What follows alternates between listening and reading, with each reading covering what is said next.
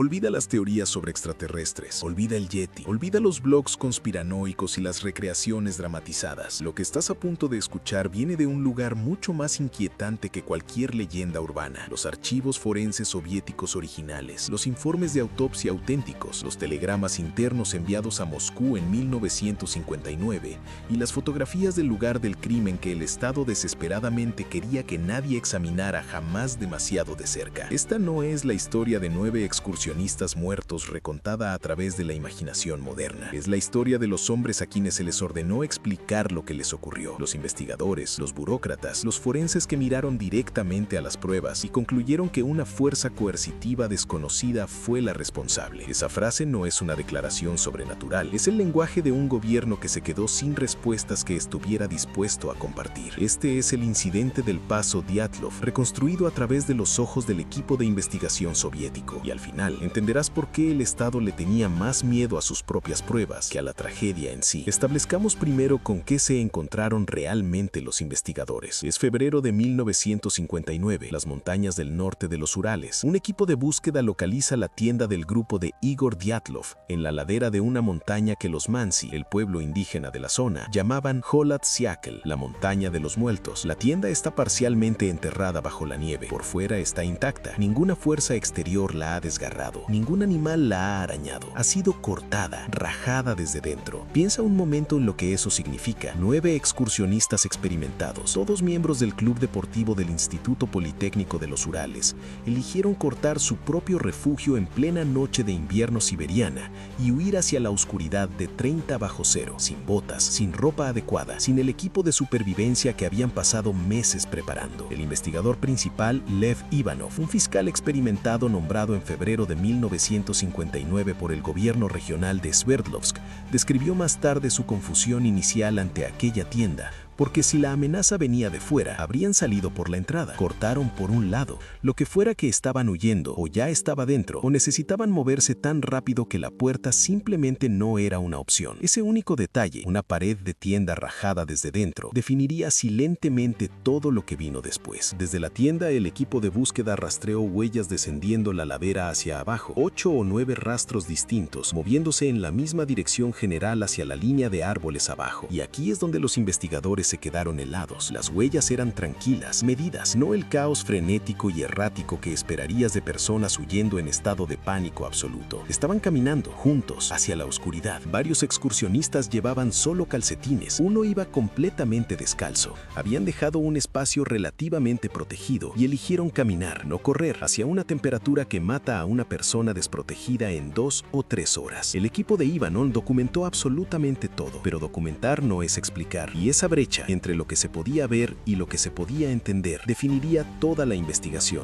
Los cuerpos se recuperaron en etapas. Los primeros 5 se encontraron con relativa rapidez clavados cerca de un cedro en el borde del bosque, a 1,5 kilómetros de la tienda. 2 de ellos habían trepado ese árbol. Las ramas estaban rotas a 5 metros de altura, sugiriendo que estaban buscando algo, mirando quizás hacia la tienda o vigilando que algo pasara. Los últimos 4 no se encontraron hasta principios de mayo de 1959, enterrados bajo 4 metros de nieve, y cuando el equipo forense los examinó, la investigación dio un giro hacia algo mucho más oscuro. Las autopsias de Ludmila Dubinina, Simón Solokaryov, Alexander Kolevatov y Nikolai Thibault-Brignoles documentaron lesiones que el médico forense, el doctor Boris Vozrozhdeny, describió como comparables a las que se sufren en un impacto de vehículo a alta velocidad. Dubinina y Solotaryov tenían múltiples costillas fracturadas. Thibault-Brignoles tenía una grave fractura craneal sumida. Las hemorragias internas eran masivas y catastróficas, pero lo que hacía esos hallazgos extraordinarios era esto: no había casi ningún trauma externo, la piel estaba en su mayoría intacta,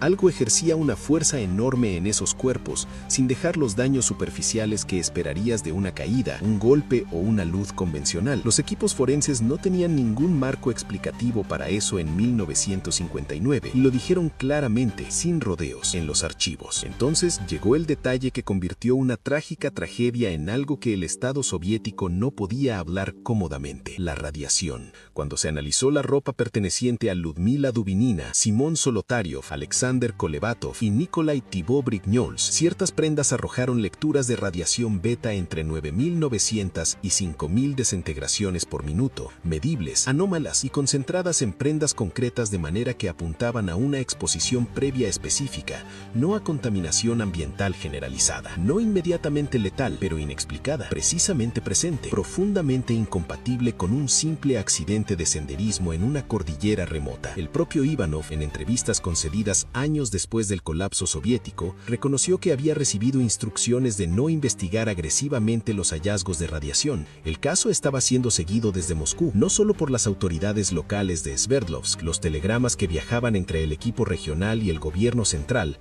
revelan una tensión persistente e incómoda. La realidad forense sobre el terreno continuaba produciendo pruebas que contradecían el relato que el Estado necesitaba proyectar. Una fuerza natural había causado las muertes. Esa era la conclusión hacia la que la burocracia estaba orientando todo. Limpia, manejable. Una tragedia que no requería ninguna investigación adicional. Las lecturas de radiación no eran limpias. Las lesiones internas no eran manejables. Y Ivanov lo sabía. Reconstruyamos la lógica de los supervivientes, porque incluso en su tragedia revela algo importante. Los excursionistas claramente sobrevivieron a la huida inicial desde la tienda. Llegaron juntos al cedro, intentaron encender una hoguera. Madera carbonizada y tela quemada fueron documentadas en el lugar. Yuri Doroshenko y Yuri Krivonishenko, encontrados más cerca del árbol, tenían los dedos quemados, lo que sugería que habían intentado activamente mantener las llamas en un frío extremo. Parte del grupo se dirigió entonces hacia el barranco y empezó a construir un refugio rudimentario de nieve, una técnica de supervivencia desesperada, pero racional, utilizada por montañeros con experiencia. No eran aficionados en pánico, eran deportistas entrenados tomando decisiones calculadas bajo una presión letal, lo que significa que algo sucedió muy rápido, algo que les dio suficiente tiempo para pensar, pero no suficiente para recuperar su equipo. Algo que les impidió regresar a la tienda, incluso después de que, presumiblemente, cualquier peligro inmediato hubiera pasado. Los investigadores cartografiaron las distancias, analizaron la secuencia de muertes tan bien como las pruebas físicas lo permitían. Lo que reconstruyeron fue un grupo que se separó deliberadamente, unos cerca del cedro, otros moviéndose hacia el barranco, en lo que parece haber sido un intento racional de maximizar las posibilidades de que al menos alguien sobreviviera. Ninguno lo hizo. En el informe final, el equipo de Ivanov estaba obligado a emitir un veredicto. El caso se cerró oficialmente en mayo de 1959, apenas 3 meses después de que comenzara. Una ventana extraordinariamente corta para una investigación de esta complejidad. Causa de la muerte: una fuerza coercitiva desconocida de la naturaleza. Los archivos, clasificados por décadas, las versiones de los hechos que se facilitaron a las familias, habían sido despojadas de los hallazgos de radiación.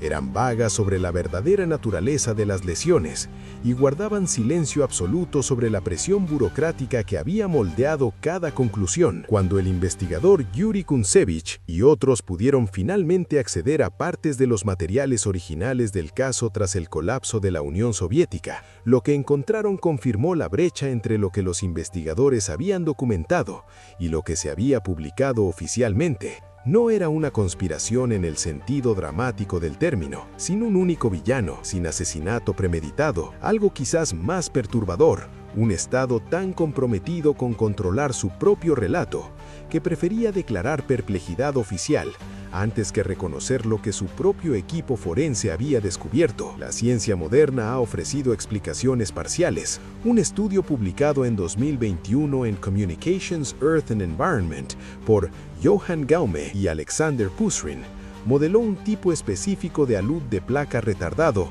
desencadenado no en el momento de la evacuación de la tienda, sino horas después, capaz de generar las fuerzas internas precisas documentadas en las autopsias, sin producir contusiones externas significativas. Se ha propuesto que el infrasonido generado por patrones de viento catabático explicaría el pánico súbito y abrumador que empujó a los excursionistas fuera de su refugio, sin preparación racional alguna. Los investigadores originales no disponían de ninguno de estos marcos explicativos. Lo que tenían eran cuerpos, fotografías, un contador Geiger que producía lecturas que nadie quería explicar, y presión de Moscú para cerrar el expediente. Cuando leemos hoy el veredicto final de Ivanov, conociendo la presión bajo la que trabajaba, la frase «fuerza coercitiva desconocida» se lee de otra manera, menos como un fracaso de la investigación, más como la prudencia de un hombre que preservó lo único honesto que le estaba permitido ofrecer, la admisión de que no le habían permitido encontrar la respuesta. El incidente del paso Dyatlov no necesita mitos para resultar perturbador. La tienda rajada, las huellas tranquilas en la oscuridad de 30 bajo cero, la radiación en prendas concretas, los huesos aplastados bajo una piel intacta, esos hechos congelados,